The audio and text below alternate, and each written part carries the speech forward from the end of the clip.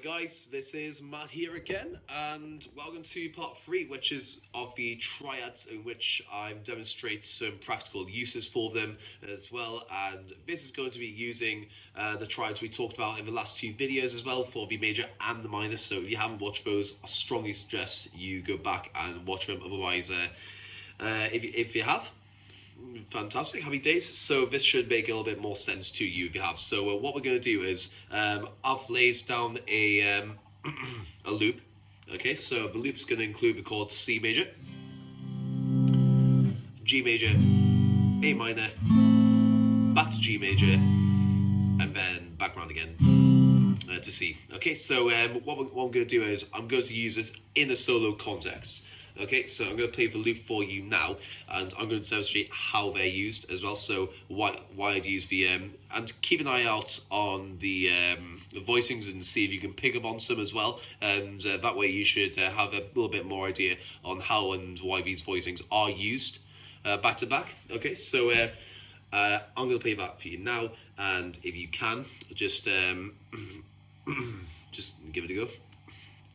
I've got a bit of a bad throat, by the way, guys. It's not anything too bad, but that's why I use if you hear me talking, my voice is a bit hoarse, I do apologise. But thankfully, I'm not saying today, which is a bonus. So, right. So here we go. Here's the loop, and the first chord voicing is going to be C, as I said before, and then it's going to switch to G, then A minor, back to G again, then back to C. Okay.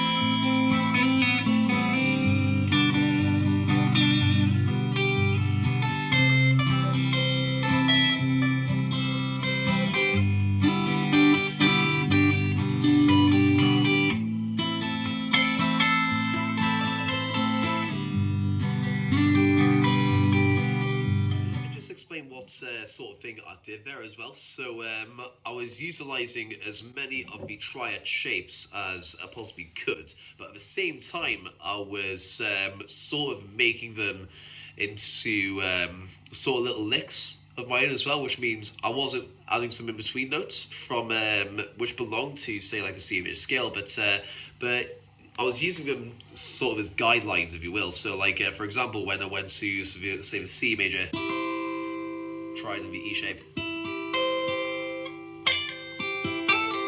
I was adding little embellishments as well, like you can find within that.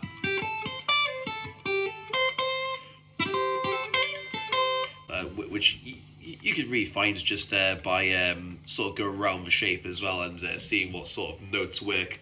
And so I've had to re-go ways of doing it. But one thing I didn't do is try not to do is sort of rush between them, but sort of made myself familiar with where those triads were as well, and corresponding them to the chord changes as well. So one thing you can do is sort of add notes from those triad voicings, but at the same time add notes from, like, for example, if it's in the key of C major, which it was, add notes which belong to, like, the C major scale. For example, when I went to that C major voicing, I added notes from, like, that C major pentatonic scale, that one, pretty much the A minor pentatonic, just from starting from the 8th fret.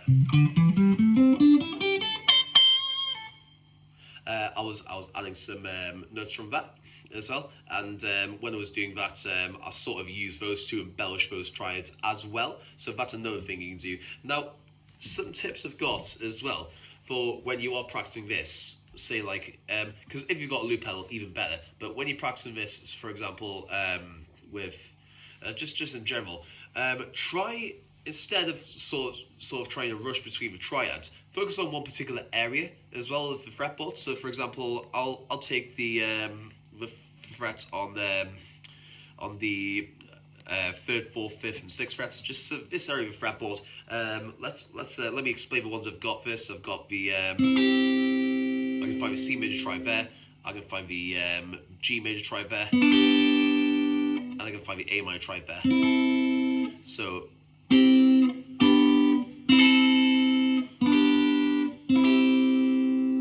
sort of focus on that area first, and then try and make the most of the notes from those triads as well, and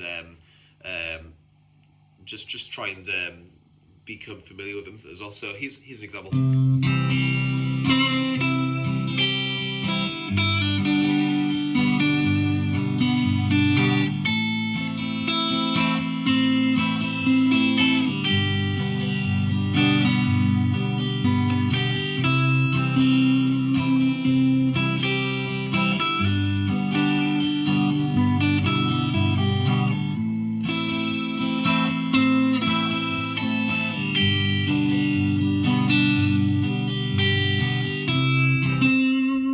Okay, so nothing too flashy. It's just changing between the notes of those triads as well, and sort of making them into a little thing of my own there. I want you to do that as well when you're practicing that as well, and it sounds so much more musical as well when you just compare to just using a scale, going up and down the scale. That actually outlines the chord changes, and it lets you, it lets the listener as well, and lets you know that there's actually something going on there musically, which I think is really, really cool. That's one of my favorite things, like using triads in solos as well. Okay, so another tip as well is to when you've got a backing track on, just instead of trying to solo immediately with this triad, what you can do instead is just play like the shapes of the voicings individually like this. It's like the G, A minor,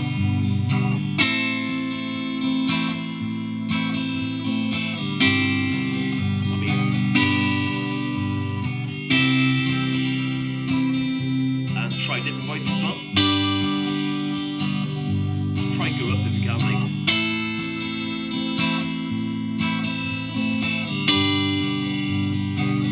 Back down.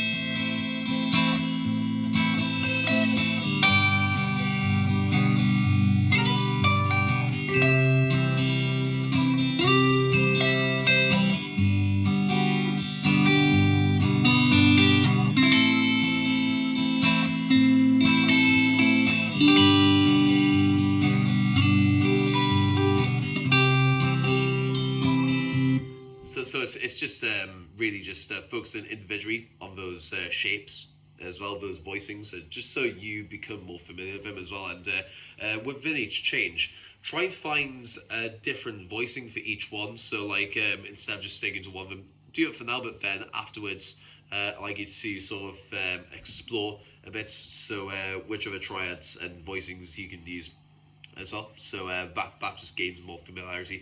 Do this with potentially maybe some other keys as well, and if you can find more of these voicings as well on the PDF, which I have as well, which you can find below this video, even better as well, because that raises more focus as well, like of other things you can do. That's such a fun thing to play with, in my opinion. So try it yourself. If you've got a looper, that's great. If not, you can use backing tracks as well, as just in that key as well, preferably ones which actually do have a set chord progression as well, so that gives you some a focus as well as to how to use these triads for those chords.